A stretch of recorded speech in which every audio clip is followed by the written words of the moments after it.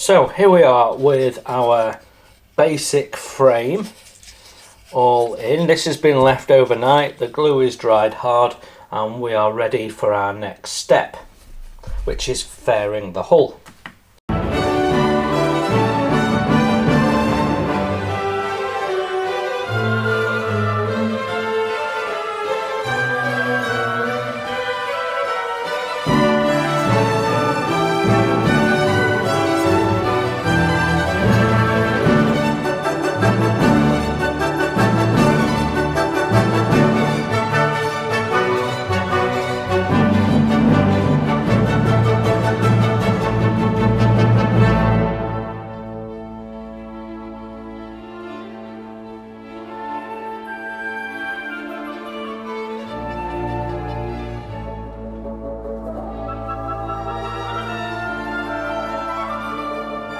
Okay, so we are on step 28 now of our build of the Lady Eleanor, and we've got these parts to go on, which are parts 6A, and you'll notice that they're not perfectly rectangular, that you've got a little slope.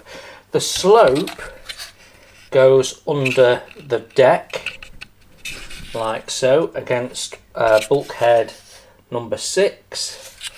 And it should push right back to this part here, so it's easy to locate.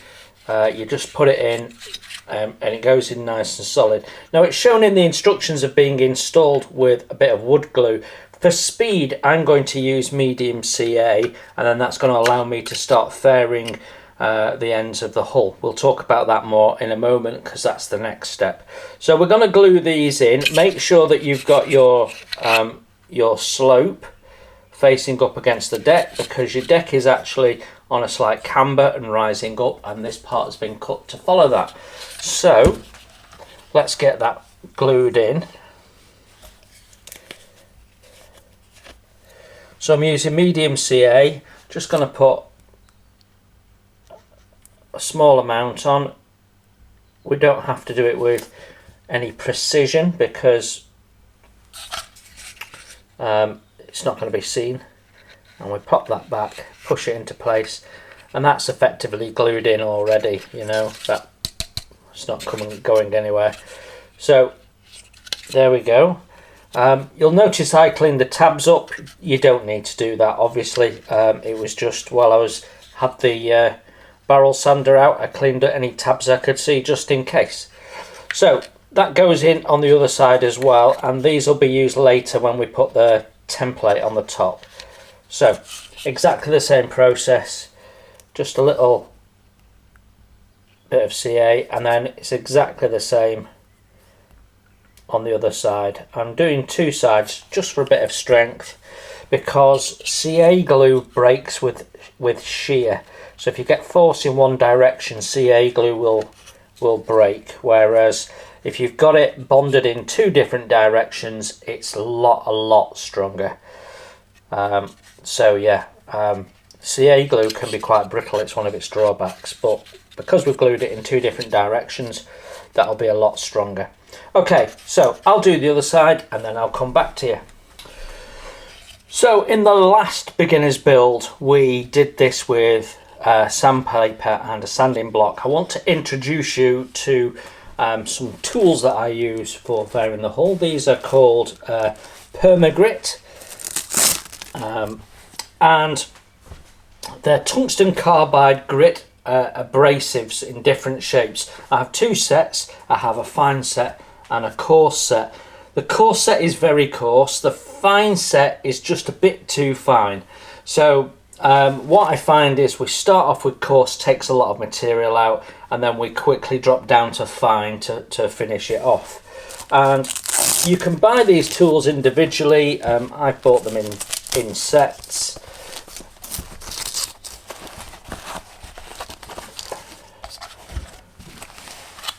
And what you'll see is you get different shapes, and you can pretty much do any direction on here with these. They cover all sorts of things. So what we're trying to do is get a nice smooth transition from one end to the other end without any steps or sharp bends or anything like that. So we want to cover a fair amount of area in as few swipes as we can. So I'm going to go with the wide one first, and then we can take that back. Let's think about the hull before we go any further though. So I always think that it's best to think about a hull in quarters. So we divide it in half that way and half that way. So you've got 4 different corners, and on many model ships that'll be 2 different shapes, a stern shape and a bow shape. In this instance, we've got shapes that are very similar at the bow and the stern. There is not a lot of difference between it, and the shape of the hull, it comes out and goes back in, and they look very, very similar. So normally we would have looked at doing some thinning of this part here to make sure that the planks are okay with the stern post. There's no mention of it in the instructions, and because the planks are all sort of terminating here, and then we're going to put false keel and stern post and prow on, and build it up with a rabbit line, I don't think it's necessary to do it. If it is, we can make that correction after the first planking's on. But this is the point where it's always worth having a look and thinking, right, how are we going to do this? Now, I'm going to show you a couple of different techniques when we do the planking, but when it comes to the fairing, it really doesn't matter what model you're doing. The process is pretty much the same. We are reducing these bulkheads down so that they are the right shape to fit our planks on. And at the very top, what we're doing is following the outside edge of our deck here. And because these are laser cut, they are square. That's the limitation of that process. So we have to take the edges off to get them to follow that line. So we don't want that sticking out and then coming back in on 90 degrees. We want it nice and smooth with the edge of the false deck. So at the top level, that's what we're doing. Underneath, in the middle, they'll probably stay pretty much the same, and then as it slopes in, we'll be seeing that these edges need to become softened and sloping, so that when you lay a plank, it gradually comes down to where you want it to stop. So it's handy while you're doing this to have a plank to hand. Now the instructions tell you to use one of your planking strips that will be for the first layer of the planking. Actually, it's easier to use one of your second planking strips because they're thinner and bend easier. So you're not putting the stress on, you can just hold it into place. But if you see, if I hold those into place there, you can see how the plank is touching the full width of the bulkhead. That's what we're aiming to do on all of the bulkheads. So this we've already covered in the first build, but we're going to mention it again. Some people might not have built against that first build, and it's just reinforcing what you already know. Now if I put these planks on this, like this, you'll see that we get great big triangles of light. That's what we've got to get rid of. We need the plank to be in full contact with the full width of the bulkhead. Then we know that the job is pretty much done, and we're going to want it to terminate against this edge here. So yeah, that's what we're trying to do all the way around. And the instructions are very good about how this should look and how to lay the planks, but we will go through it in fine detail so that you're confident you know what you're doing. So we're going to start by just, with my course file, taking back, and because we're thinking in quarters, starting from the middle and take back along this top edge first. Now don't worry if this happens. You can see I've just split the top there. We're going to be removing these in the fullness of time anyway, so don't worry. If you're worried that these are starting to break, rather than going in that direction, if you go at a slight angle, that'll prevent that happening.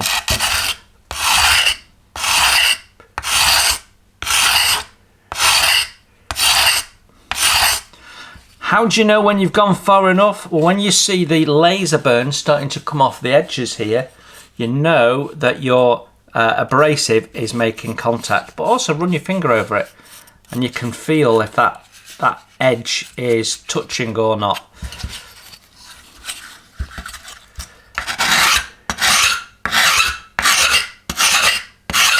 You might want to turn your volume down.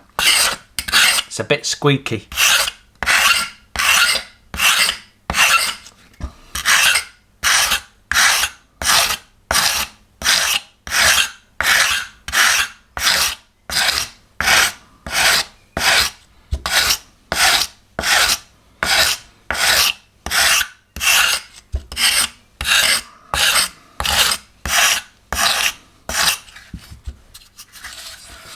So that's there at the middle. It's almost there on these edges.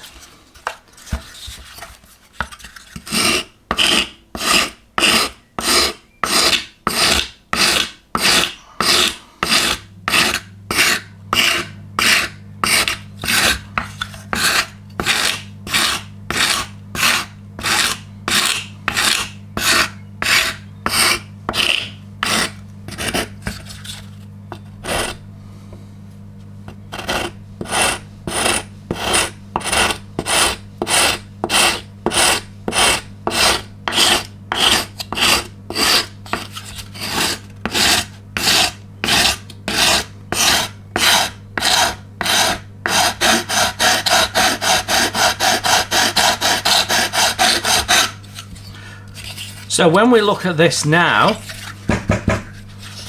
you can already see the difference. So if you look at this side, you can see the shape of these has changed against that. And that's what we're aiming to do, because when we come and lay our pattern across it, we need that to be nice and smooth and snug fitting. Once we've got it shaped at the top and we're happy that the shape is right at the top, and it's not right now, that's when you can start moving down, and having the ability to go over several of the bulkheads at the same time is really helpful.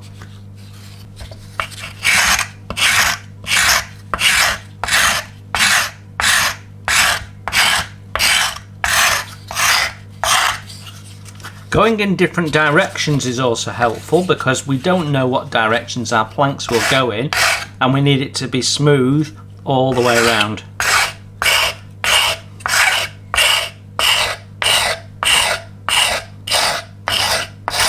Now don't think that the tapering that we've already done necessarily completes the job.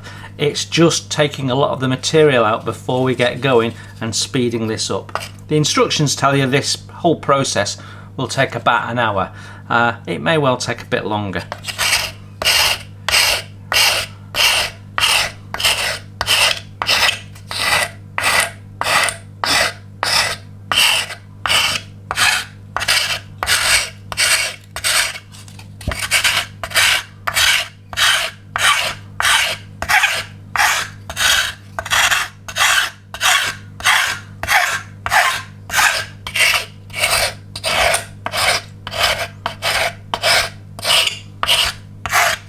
Then periodically stop and check how your planks are laying.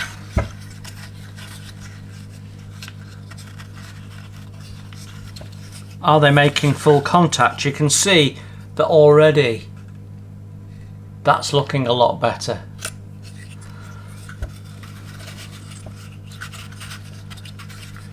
So as I put that across there, is that making full contact all the way across?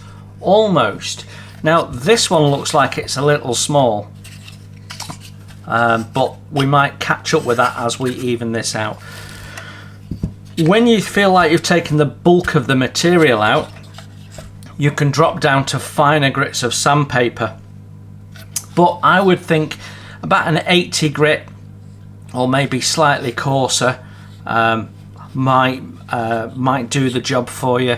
So you could certainly use this 150 grit and take off material quite quickly, but the coarser you go to start with, the quicker the job is, and then take it down a little bit more slowly as you get towards the end.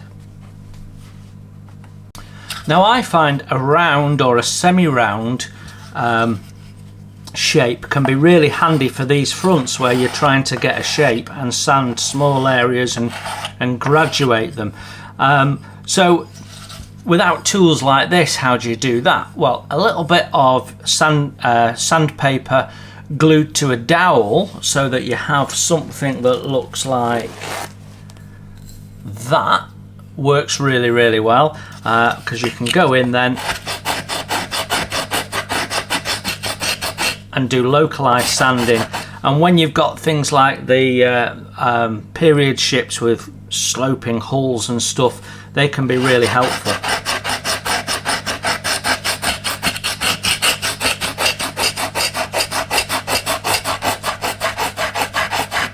And it helps you get a gentle shape down into here. We don't want anything that's harsh, we want everything to be gentle and seamless.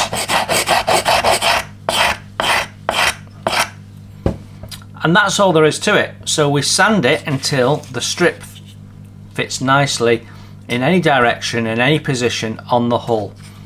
Make sure you've got a good quality dust mask. This is MDF, you don't want to be breathing it in. I'm going to put my dust mask on now and get stuck in. Right, we are on step 31 of this build of Lady Eleanor, and it's asking us to mark out a centre point on the middle rib, bulkhead 6, which is this one. Easy to identify, it's the one with the two little bits in the middle. So to get the centre, we're going to just measure that width, which is, according to me, 9.5. Let's do the other side.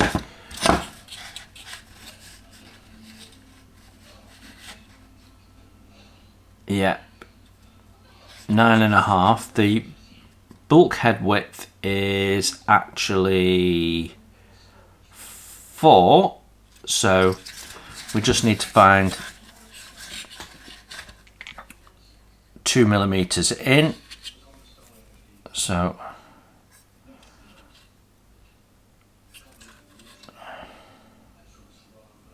I'm going to put my magnifying glasses on. Don't know what I'm saying. With my magnifying glasses on, I can see that the width of the part is actually 3 millimeters, not 4. That makes quite a difference. So at the 1.5 millimeter point, making sure that I've got this nice and square. 1.5. There we go. And if I do another one underneath, that just helps you get the line straight. Otherwise you run the risk of having a crooked line and you might as well not bothered. Okay, and then we can just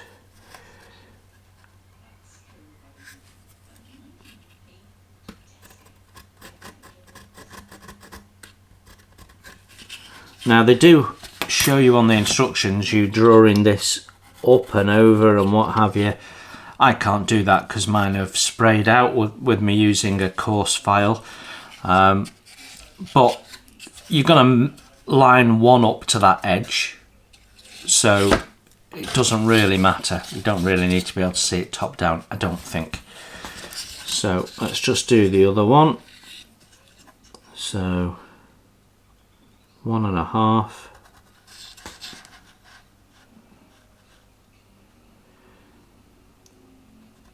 1.5.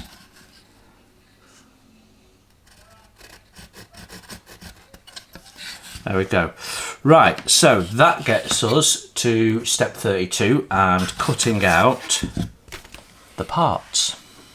Okay, so we're going to cut our parts out. We've done this many times before, but I'm aware that some people might be watching this build that didn't watch the first build in this series, and so we are going to go back over some of the things that we've done.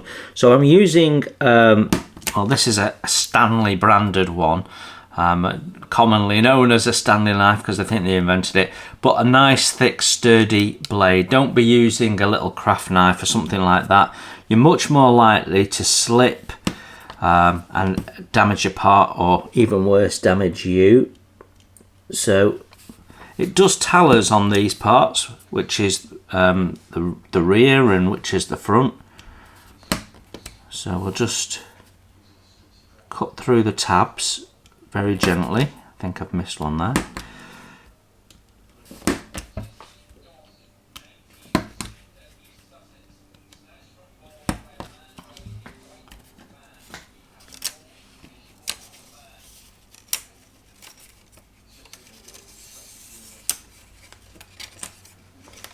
There we go, so we can put that to one side. And then the next thing we need to do is just clean up the tabs. So I'm going to do that with a 220 sanding stick. So we just take where the little tab is and smooth that out in the first instance.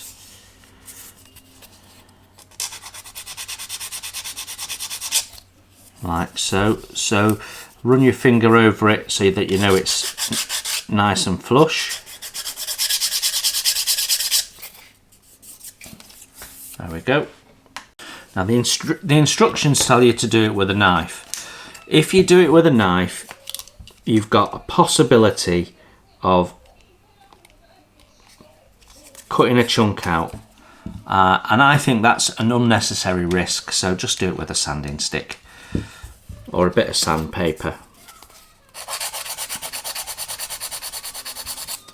Now I think we'll have parts glued on the end of this, so I don't think we need to be getting rid of the laser burn. We certainly don't on the bottom, but I think on the top it won't be visible.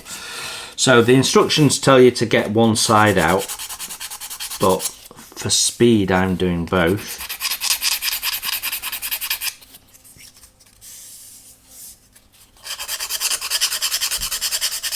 So in this build we're going to be focusing very much on improving what you get in the kit and on how to finish things. So in a moment we're going to look at the first step in doing that whilst these parts are drying. So right, so once you've taken them up and you've cleaned all the tabs, we need to then be looking at dry fitting these.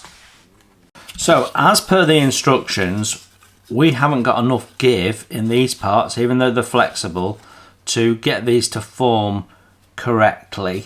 You can see you can just about push it into place, but it'd be better if it's a bit more malleable. So just like we did on the previous build with the Sherborne, we're going to soak them, we're going to put them in place.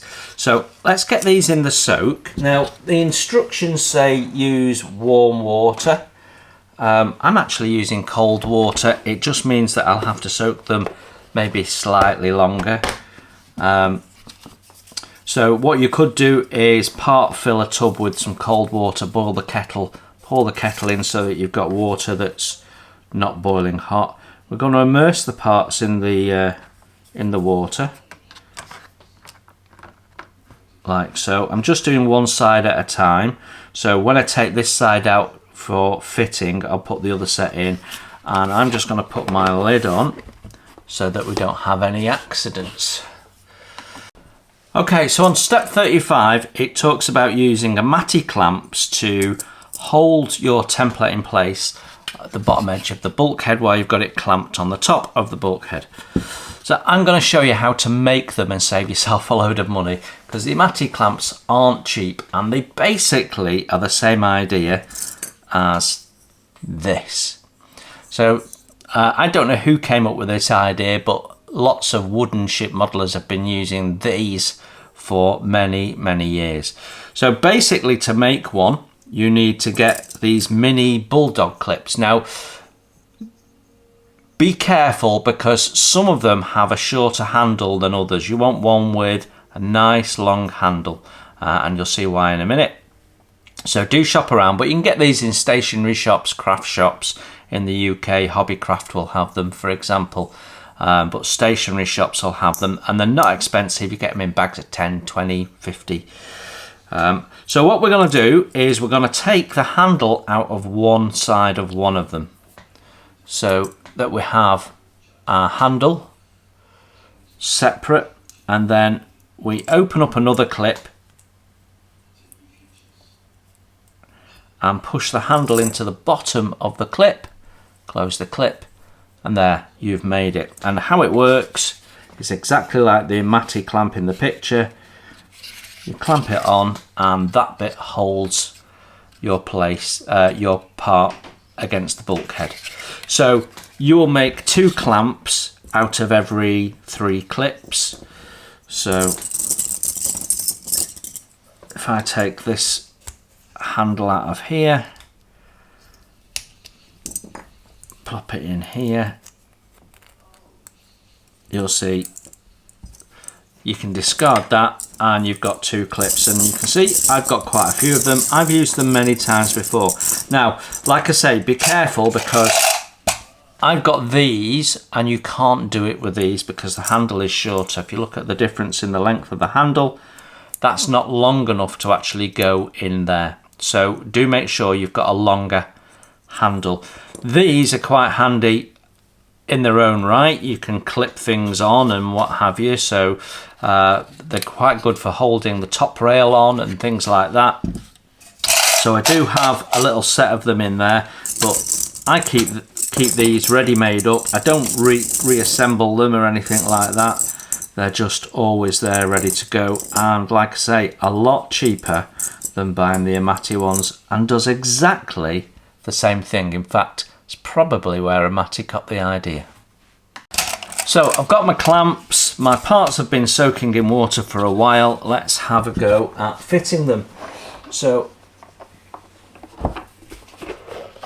as you can see, as you saw, they weren't that bad anyway in terms of being able to bend. So this says front right, we'll do that one first. We can leave the others in the other one in the water, and in fact I'm going to put the other side in a minute as well. So we need to get lined up with our halfway mark to start with, and we also need to be aligned with our deck positioning. So this little double line that runs along the bottom there, that is lining up with this edge of your false deck. So that makes things nice and easy, doesn't it? So we're going to get the height right.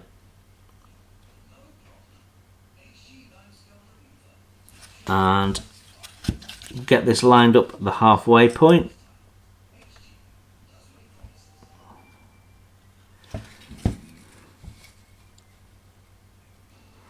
So I'm finding with that at the halfway point and that set at the right place, obviously we're not gluing it in, but we want it to form the right shape.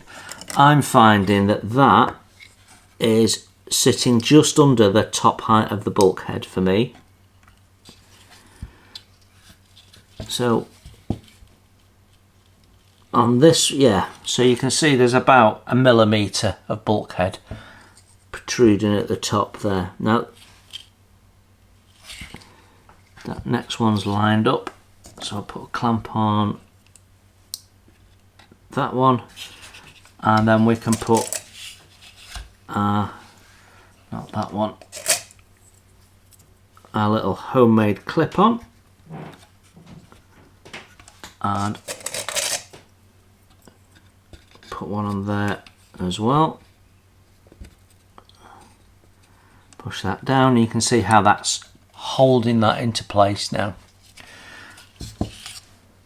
So just going to continue to check that we've got the level right as we go round. So I'm visually inspecting against that. Obviously we're not gluing this in at this stage, so it doesn't matter if you're off a little bit, but we want it to dry the right shape, so get it right.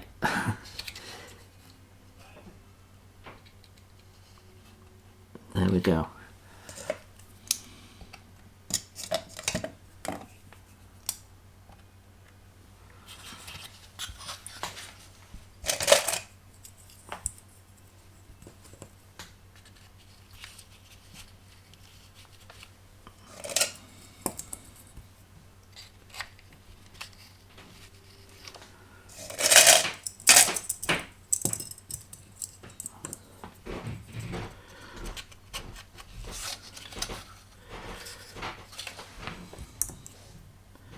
Now here you'll find it's not going to work because it's not deep enough for the clip.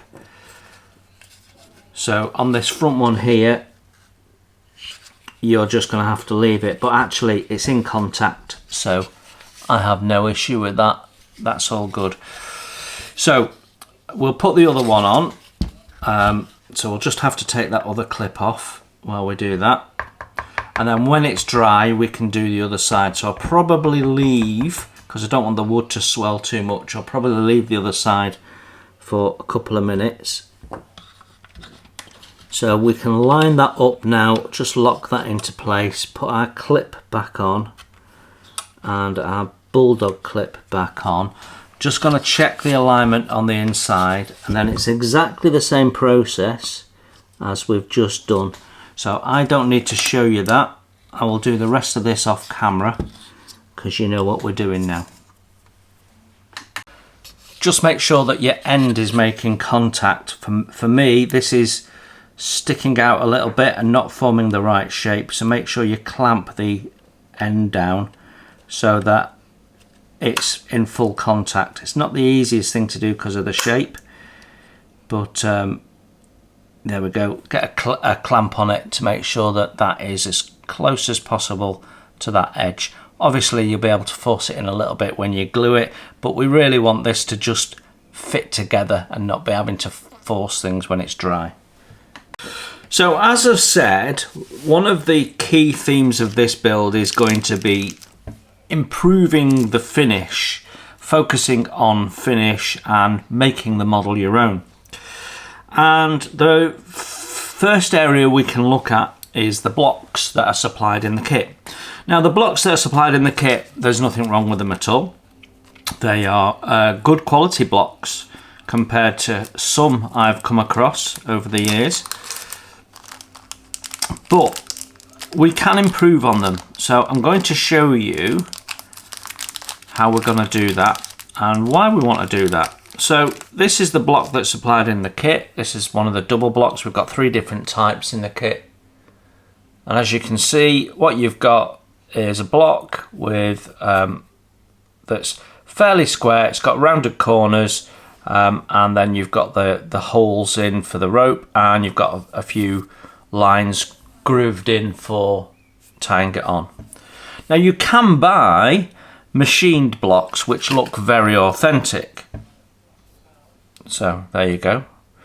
That's a machined block, and you can tell the difference instantly. It's got a better shape, the profile is better, all the edges are rounded off. You've got sharp edges on here, you've not got sharp edges on there, and it just looks the real deal.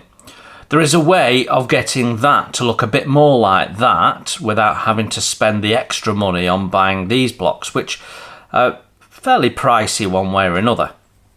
So I'm going to show you how to do that, and to do that you're going to need a little device. I don't know how many different types of these devices that there are. I have done a review of this, but this is the Model Shipways Blockbuster, and we're going to use this to just improve the look of our blocks. So what it basically is a plastic pot with some sandpaper in, which is quite a coarse grit. Can't remember what the grit was. P100. Quite a coarse grit. And then it's got this little paddle system that sits on the inside, and we are going to do our blocks in it. Now I have done a review of this tool, so if you go into the tool reviews playlist on my main page, you'll see Model Shipways Blockbuster. You'll see me build it up, and you'll see me using it. Now in the UK this costs around about £10. Finding it in stock is more of the issue. So I'm gonna do yeah, I was just about to put all my blocks in, but I'm gonna do one set of blocks at a, well actually no, we've got 2s, 3s and 1s, so we can't get them confused. So as long as they're in different compartments, that'll be easier. So we put our blocks in.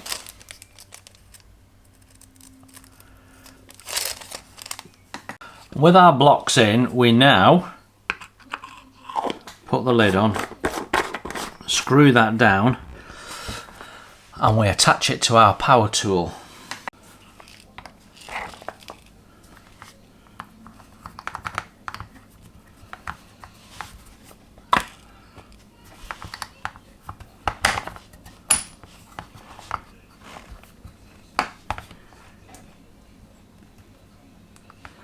Okay, so there we go, that's loaded on.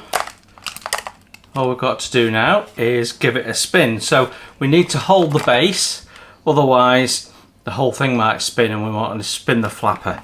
So let's give it a whirl.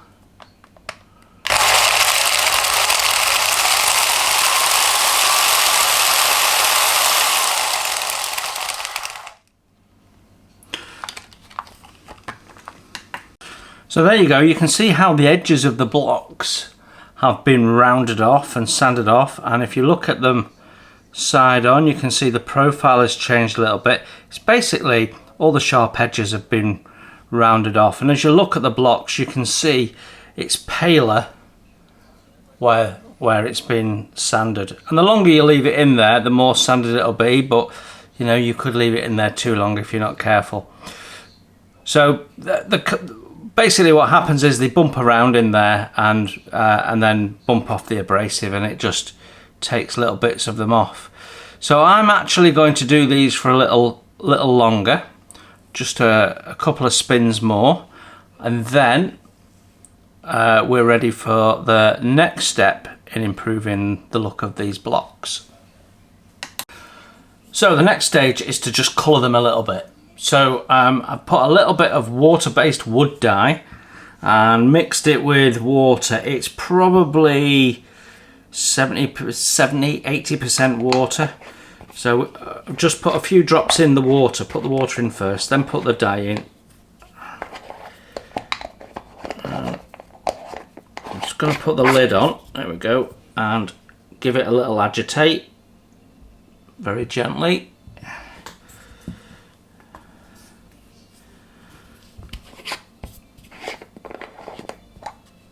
There we go. So we've got a nice little dye there. And all I'm going to do is I'm just going to drop these blocks, which you can see they're quite pale. And with the sanding process, we've made them even more pale. So we're just going to drop them in that mix of dye and water.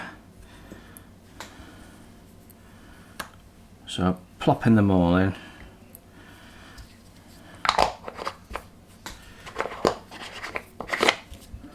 Give it a bit of an agitate again.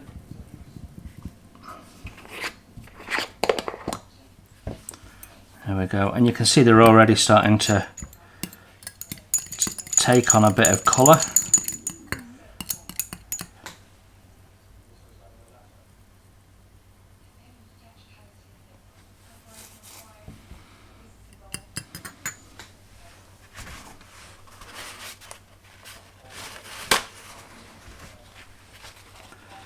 And they don't need long. They really do not need long. So I'm going to start fishing them out.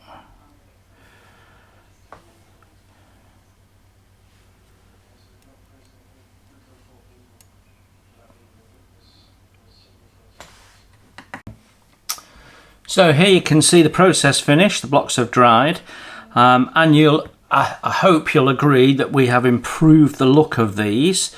So whilst they don't look as good as the machined ones that you can buy, we've been able to do very quickly and very cheaply just a couple of little processes that have taken just a few minutes, and they've really elevated them from what this looked like originally. So yeah, we've deepened the colour, we've rounded off the edges, given it a bit of shape. You could do more if you wanted. You could individually sand some shape in so it was more like this shape if you wanted, which on this model isn't too big an issue, but when you start doing bigger models that can become quite a considerable task. But there you go, we've improved the look of these blocks, and it's not taken as long, and I think that's a nice little improvement on what you got in the kit. So glue is dried. It's been several days for me before I pick this up again, and we have got our upper templates. They've been on, they've also dried, and now we've taken them off, and that's left them with a little bit of pre-shaping. Now there's a bit of give in these things anyway, so we've got enough here between the combination of the flexibility of the material and the fact that we've soaked them and let them dry on to know that we're going to be able to fit this okay. Now's the time to double check your fit.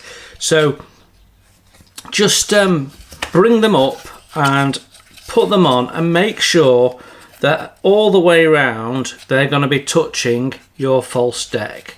If they're not, then you need to do a bit more work on your bulkheads to make sure that they're good, particularly on the very tips here.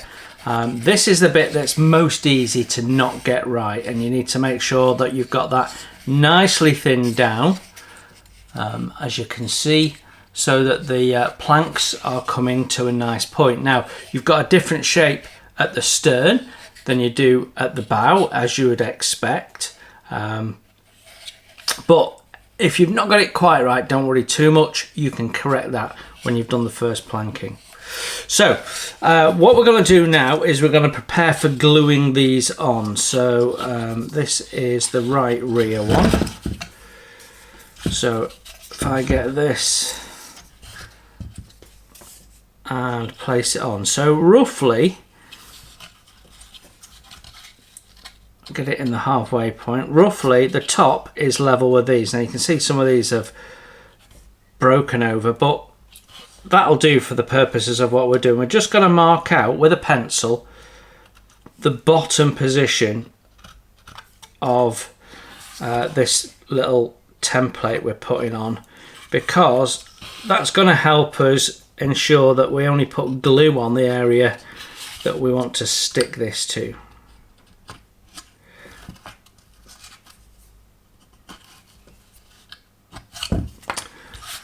So we mark it out with a pencil. Now we're going to put glue in this area here from that bit to where we've just marked. That's the area that'll get glue, that little bit there. We'll put glue on this edge as well, but we'll only put it in between my fingers there. We won't let it go near to these because we don't want these gluing on in any shape or form. These are going to get removed afterwards anyway. So we don't want to make that hard, and we don't want to have any cleanup. So once we've gone in and marked our location points, we're ready to start gluing. So I'm going to go and do the rest off camera, and then I'll come back to you. So ready to put the glue on, and I'm going to do it with some care. So at the front here we want plenty, just to make sure it grabs.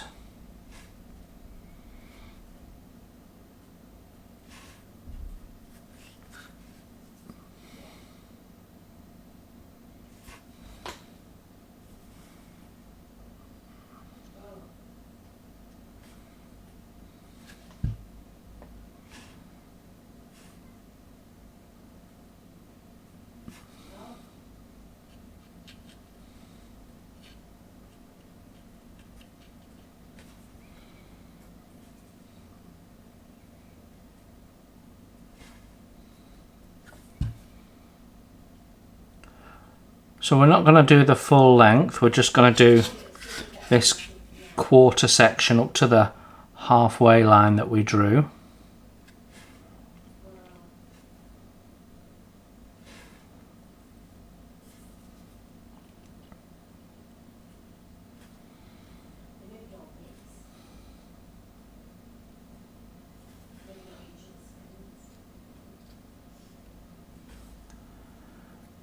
Making sure we've got plenty on this extra little location piece here. There we go. So I'm going to line it up with the top and with our line, and then we can adjust it by viewing it from the other side. So I'll just put a clamp on there. And what we're looking to do is line it up with the bottom line of the two lines that are drawn. So finding that position, clamping that, and we can adjust that down a little bit.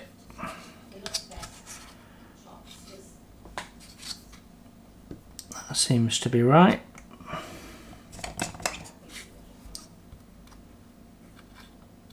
And just check that's against my line. Yep, still against my middle line.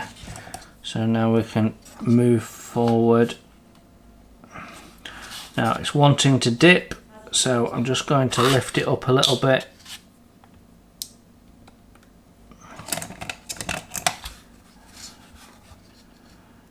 There we go.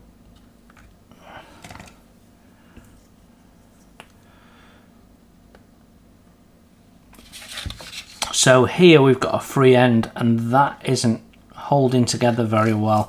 And on this one that I've already done, I've had a similar problem. So we need to try and pinch those in a little bit. So I've put a little mini crocodile clip on. The tooth is digging in a little bit, but we're planking over this, so that's okay, and it's just holding it in. And this one that didn't grab so well, we might put a little bit of medium CA and then reattach this later. So we can all just check that it's sticking on the lower bulkheads. Seems to be pretty well, but I'm just going to push it down there. I'm only putting these on where it's not making contact, or I think the contact could be more positive.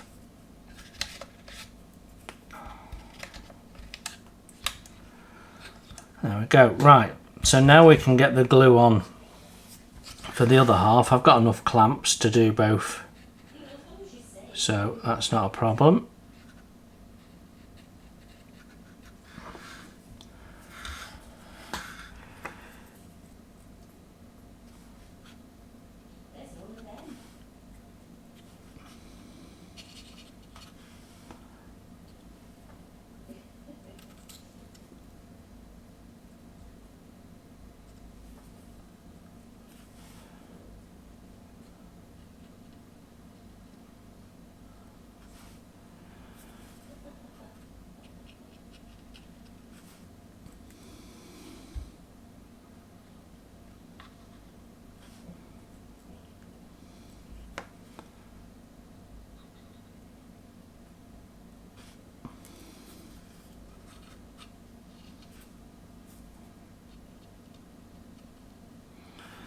There we go, and then a little bit across that deck.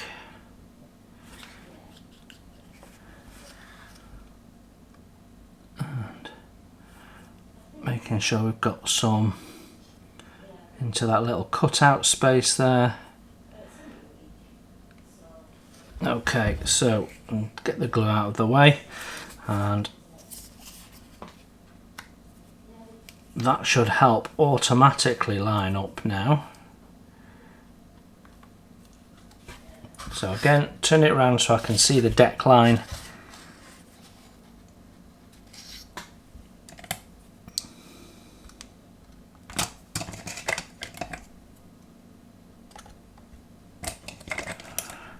Sitting much more naturally this time.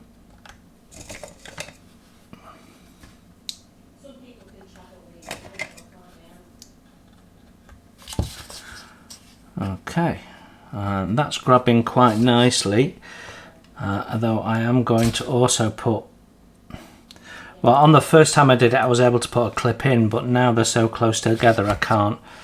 But I do want to push that in a little bit, so maybe another little crocodile clip. There we go. Right, and we put these lower clips on, and then we should be able to clean up the glue from the first part we did. Any glue that's on the false deck we'll get rid of, so it's not interfering with laying the actual deck laminate when we get to it. Well, that one landed on the floor, so I won't be using that one. There we go. Any glue that you've got oozing out underneath, get rid of, because it's just going to get in the way of your planking and create gaps and things.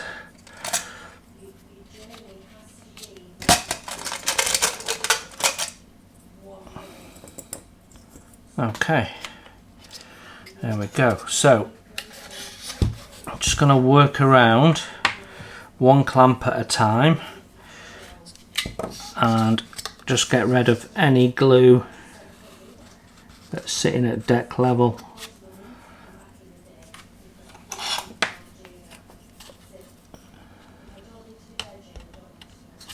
There we go. Actually could have done that a bit earlier, to be honest.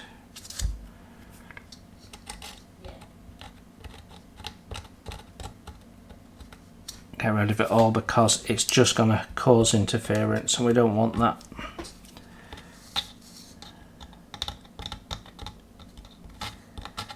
Always find the cleaner you work, the better it is in the long run.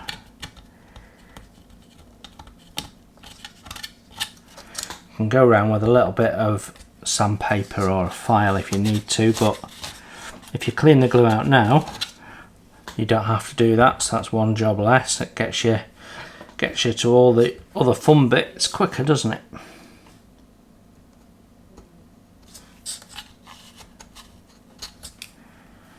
There we go, nearly done.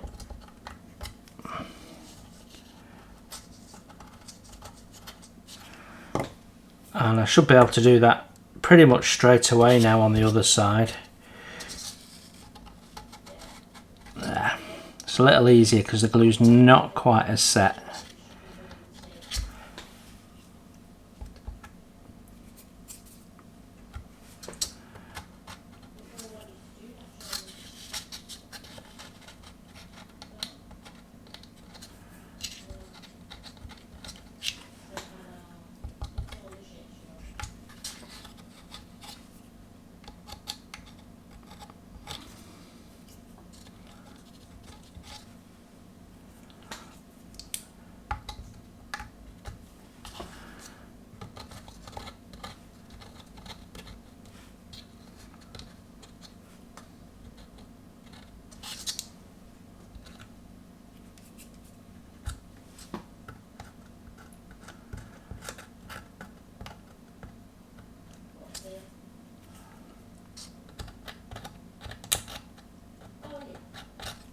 There we go, nice and easy.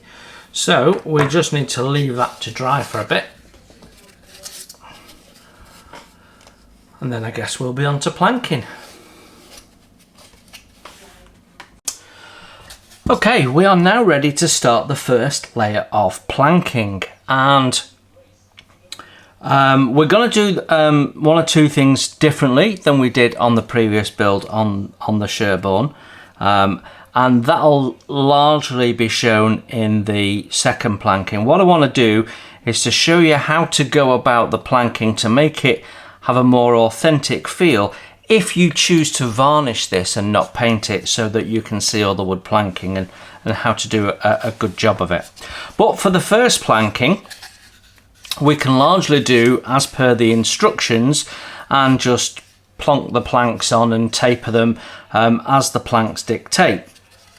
So you can see I've already laid some planks on this. We've done the garboard plank and we've done the two upper planks, and we've just about got them to sit in, although it was a little bit more challenging at the bow on the second plank. I'm going to show you why.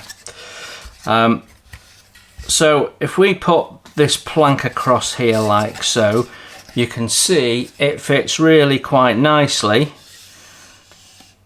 if we do that. If we push it up, then what happens is this wants to twist out, and it does it more so at the bow than at the stern, because we've got, as you can see, a slightly more raked in curve. So if I put this where it naturally wants to sit, it's sort of like that, you know. You could possibly go up to there, but if I push that all the way up to the top, you go, right, okay, that fits, but look what's happening. Just here, see if I can bring it in closer. We've got a gap formed, and actually what's happening is the plank is being pushed out by the tightness of the curve because we're forcing the plank up. So I'm going to over exaggerate it for you. As we force the plank up, you see how it pushes it out? So we're getting that to happen, and it happened a little bit here. You can see the step. Now I can sand that out, but that means really what we needed to do was leave the plank to take its natural course. So if we left the plank to run its natural course, you've got quite a bit of filling to do, and that's okay, you know, as long as we get it covered, it doesn't really matter. But that is not working for me, I don't think, pushing that up, even though the instructions say you can get the first 2 planks on without any tapering. I think we're forcing it a little bit. So for me, I would rather let it fall a little bit more natural and then backfill this with some offcuts. That'll keep this plank a little bit straighter. Now when we come to do the the second planking, we'll be planking from the top and we'll be planking over this. We won't be using a template, and so it'll be slightly different, and we'll use a planking fan, and we're also going to cut the plank slightly differently as well. So that's the plan for the first plank. Now the other thing you can do, which we didn't do on Sherborne, but we can also do this planking in 2 halves. So we can use this point here as our centre, and actually cut our planks in half so that we do that bit, and then separately we do that bit, rather than having it all in one plank. The upside of doing that is it's easier to do the shaping, because you're not having to worry about an exact shape on one side and an exact shape on the other side, and if you get it slightly off, it doesn't quite work. So by cutting the plank in half, you work on the shaping of that one and then nail it in up to there, and then you work on the shaping of that, and you've only got one end to worry about. So, and that's the main reason for doing it, to be honest. The downside is that you tend to get a bit more of a gap here, and you've got to cut it to length, and you might get a little bit more plank waste doing that. But yeah, it's not uncommon. So what we'd do is we'd nail it up to that point there, and we'd go, right, okay, that's working okay, and then I'm going to backfill this, but then the next one is, oh, I need to taper it, and you're only worrying about the taper on one end. And on this side, however, we might find that it fits okay and doesn't actually need to do anything with it. And because we cut it in half, we're not distorting the plank in more than half of the boat, if that sort of makes sense, I guess.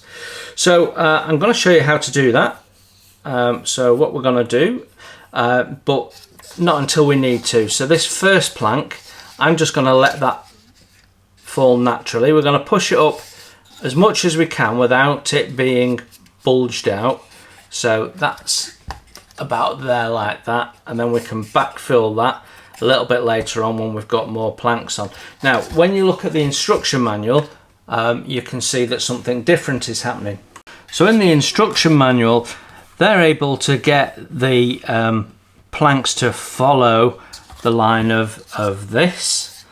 But you can also see that as they get further down,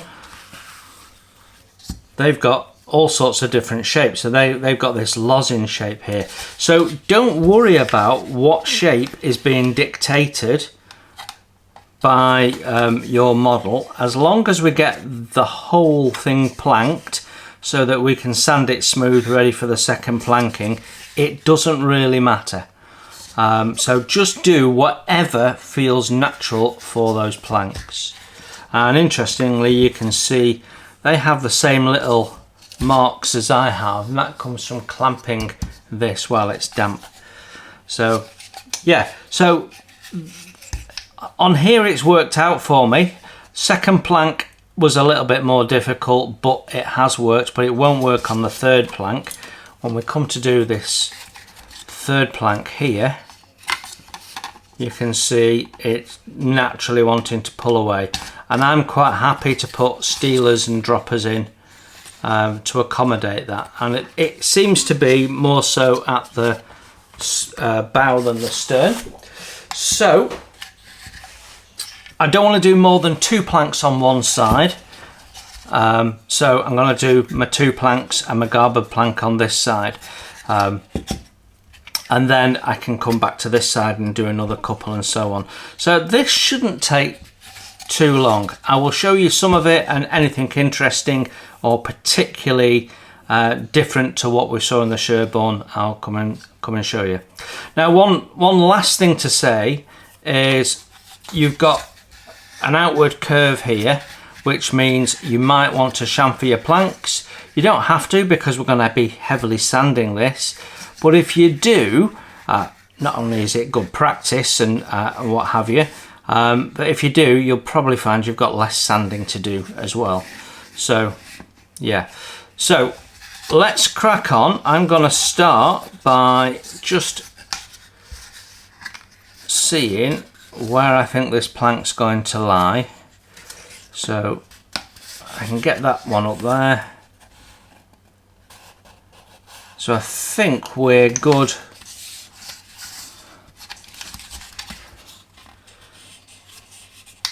I think we're good to about there.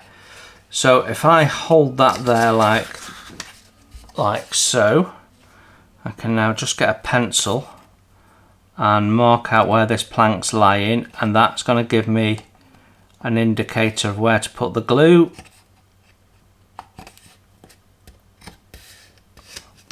Like so.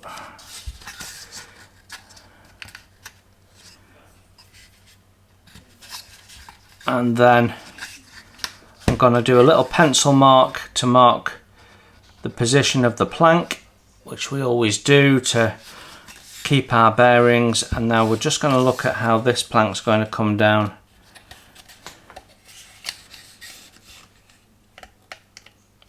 I think we'll be able to follow the line at the stern without any problems.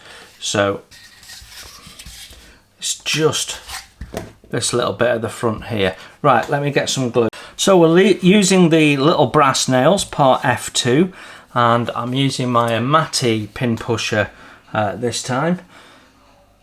This has the advantage of having a very long tube that the pin goes in, so it doesn't tend to drop out as much. It's not magnetic, it's just doesn't tend to drop out as much. So let's get some glue. Now, just a reminder, we need to put glue on the surface the plank is going to sit on, so that bit there, but we also need to put glue on the pattern, and as we go down we need to put glue on the edges. If you don't do that, if you don't put glue on the edges, then you'll find that the plank might be springy, especially if it's not glued to the bulkhead properly, but in between the bulkheads it might be springy, and when you put pressure on when you're sanding, then you'll find that the plank gets pushed down and you find it difficult to sand because it pops back up again once you're not putting the pressure on. So You can fix that by running some thin CA glue into the gaps and holding it into place and what have you, but if you put the glue on the joint at the first in the first instance, you're not going to have that problem.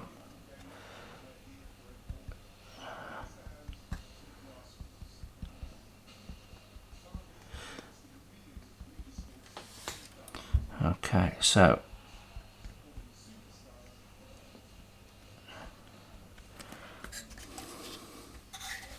now another thing we're going to do different when we do the second planking is we're not going to use CA.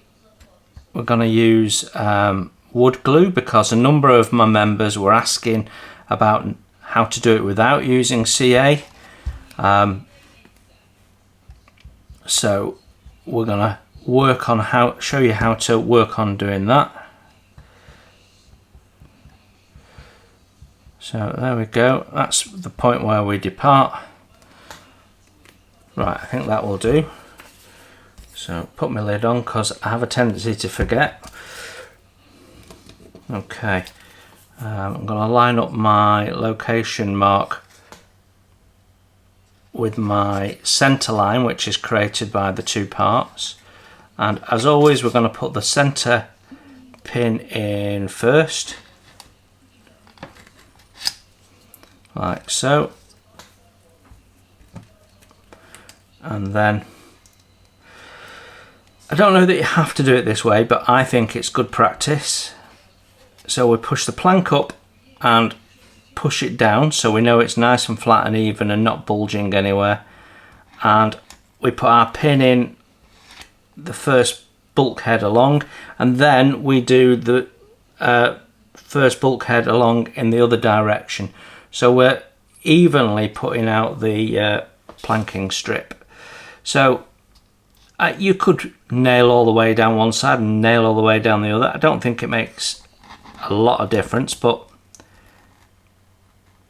I've always felt like it seems to be the right thing to do for some reason. So I've got no scientific explanation as to why you should.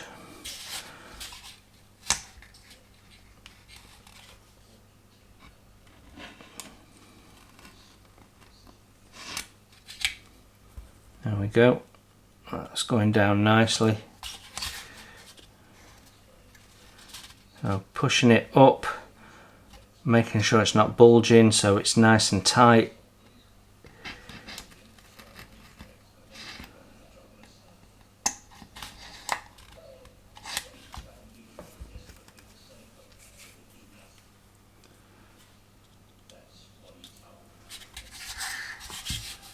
And that goes up to that one there.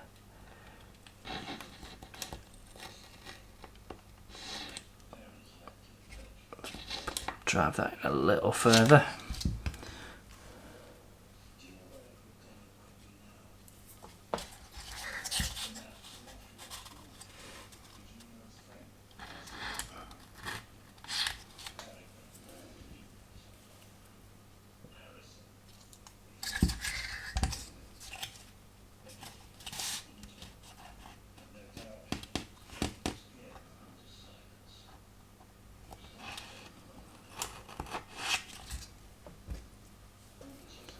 Right, I'm just going to put these end ones in here.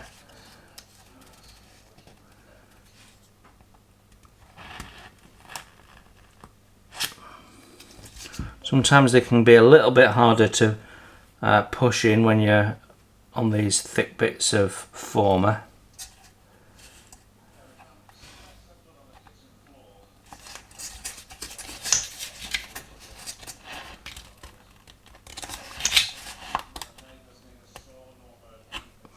There we go, that'll do.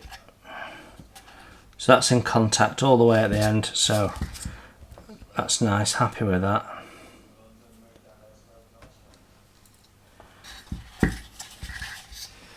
Then coming into there, that's nice and even with that.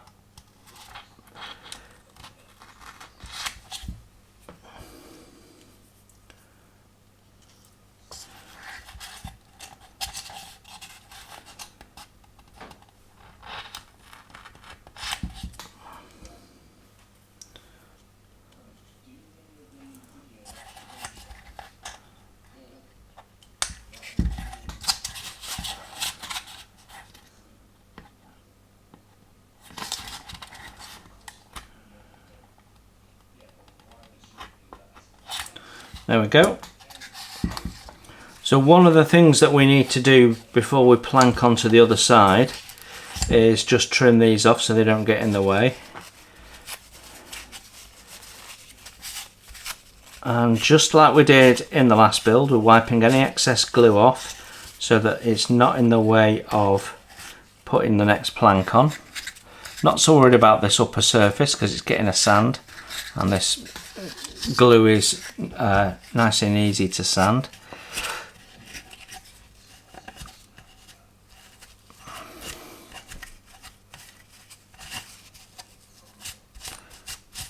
There we go.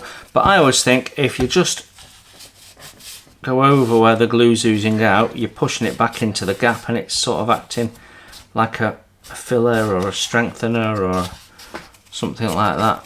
There we go. So that's the first plank on. Nice and easy. Looks like the shape is okay. I can see that I've got a little bit of a flare out from the pattern here, but we'll be able to sand that into shape, so nothing major there. And we've got a small dropper required to go into there. So when we come to do the next plank, it's always interesting to have a look at how well that's going to go in. So when we do our next plank,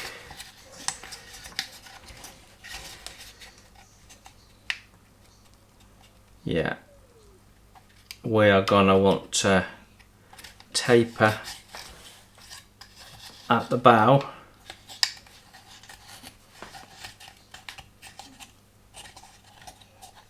and also at the stern. So we're tapering on the next one, but we don't need to do anything with the garboard plank other than attach that into place. So that's a nice easy one to do. Before I do that though, I want to just remove the nails from this side, just in case there's any that are protruding that might get in the way of getting this nice and flat. No steaming required. The twist is very gentle, and the stripper wood is more than capable of doing that. So we're not going to steam planks unless we absolutely have to. If you can make the plank conform to the shape you want, then that's what you should be doing. But we are on the way. I have 4 planks down. You've seen me do 1. I'm not going to show you every single plank like last time. I'm just going to show you any nuances to what we're doing this time. Okay, I'm going to let that dry and I'm off to bed, and I'll be doing some more of this perhaps in the morning. So when I come back to you, this is all going to look a bit different. So I'll come back to you when we've taken the nails out and we're ready to add the second and third plank onto this side.